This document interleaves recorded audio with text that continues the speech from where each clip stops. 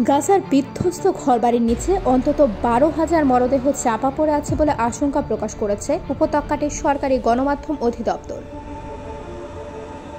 তবে Tel Aviv এসব ধ্বংসস্তূপ সরানোর জন্য গাজায় ভারী যন্ত্রপাতি প্রবেশে বাধা দিচ্ছে।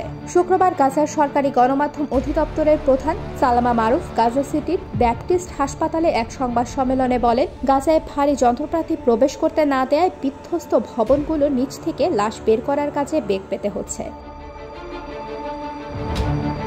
সালামা মারুফ আরও বলেন, ইসরায়েল যদি এভাবে বাধা দিয়ে যায় তাহলে হামাসের হাতে আটক যেসব জিম্মি দখলদারদের বিমান হামলায় ঘরবাড়ির নিচে চাপা পড়ে নিহত হয়েছে তাদের লাশ উদ্ধার করে হস্তান্তর করাও সম্ভব হবে না।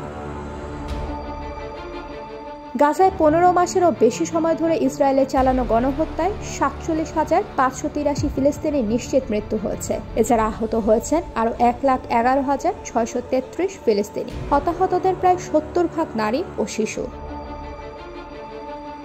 গাজায় হামাসকে ধ্বংস করে জিম্মিদের জীবিত উদ্ধার করার লক্ষ্য অর্জন করতে ব্যর্থ হয়ে গত 15 জানুয়ারি হামাসের সঙ্গে যুদ্ধবিরতি চুক্তি করতে বাধ্য হয়। ওই চুক্তিতে ধ্বংসস্তূপ সরানোর জন্য গাজায় ভারী যন্ত্রপাতি প্রবেশ করতে দেওয়ার কথা থাকলেও সেই প্রতিশ্রুতি অব্যাহতভাবে লঙ্ঘন করে যাচ্ছে ইসরায়েল।